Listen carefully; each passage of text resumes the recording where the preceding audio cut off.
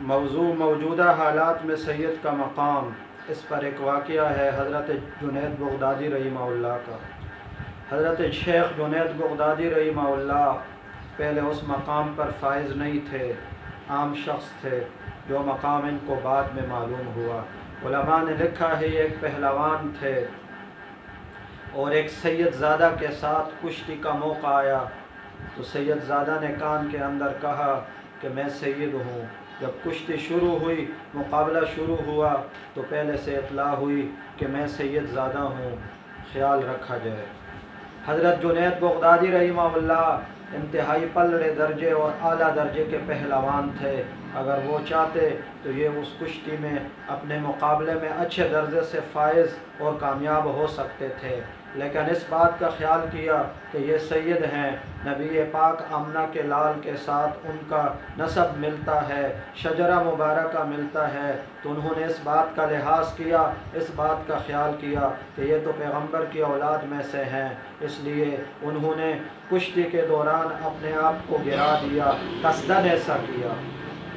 رات کو نبی پاک صلی اللہ علیہ وسلم کی خواب میں زیارت ہوئی، فرمایا میری وجہ سے، میری نسبت کی وجہ سے، میری اولاد میں سے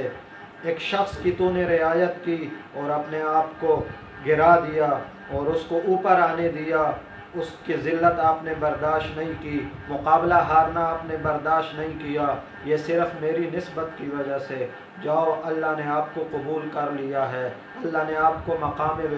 ولایت دے دیا ہے۔ اس کے بعد حضرت شیخ جنید بغدادی کو جو درجہ ملا وہ دنیا جانتی ہیں کہ وہ تصوف کے بادشاہ ہیں، وہ تصوف کے شاہکار ہیں، سید الطائفہ ہیں، وہ اچھے سے اچھے سالک ہیں، اچھے سے اچھے مرشد ہیں، اور تصوف کی لڑی اور کڑی کے اندر ان کا نام انتہائی بڑے اولیاء کے اندر داخل ہیں۔ یہ اس بات کے صدقے میں تھا کہ انہوں نے سید کا خیال رکھا، کیونکہ یہ اہل بیت میں سے ہیں۔ حدیث پاک میں آتا ہے بی بی فاطمہ اور حضرت علی اعلیٰ درجے کی جنت میں بیٹھے ہوئے ہوں گے، کوئی کسی بات کے اوپر دونوں کو ہنسنی آئے گی، معمولی ہنسنے کی وجہ سے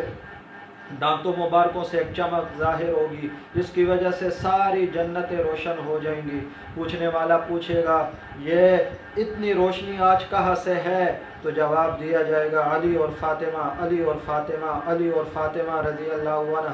عنہما دونوں ایک جگہ کے اندر بیٹھے ہوئے ہیں، اعلیٰ درجے کی جنت میں، کسی بات کے اوپر وہ ہنسے ہیں، معمولی دانت ظاہر ہوئے اور معمولی چمک اٹھی، اس چمک کی وجہ سے ساری جنتیں روشن ہو گئی ہیں۔ تو جو بی بی فاطمہ کی اولاد میں سے ہوگا اور جس کا تعلق نبی پاک صلی اللہ علیہ وسلم کی نسبت سے ہوگا، انتہائی وہ دنیا میں اعلیٰ مقام ہوگا۔ اس لیے اچھے آدمی کو چاہیے کہ وہ خود بھی اپنی حیثیت کا لحاظ کرے، کیونکہ نسبت کی وجہ سے اللہ نے اس کو کامیاب کیا ہے، اس نسبت کی لاج رکھنی چاہیے۔ شکریہ، خدا حافظ۔